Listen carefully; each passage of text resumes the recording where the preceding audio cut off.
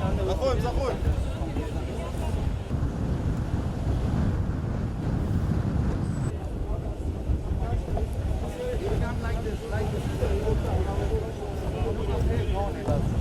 The Lebanese Republic. I'm welcome you.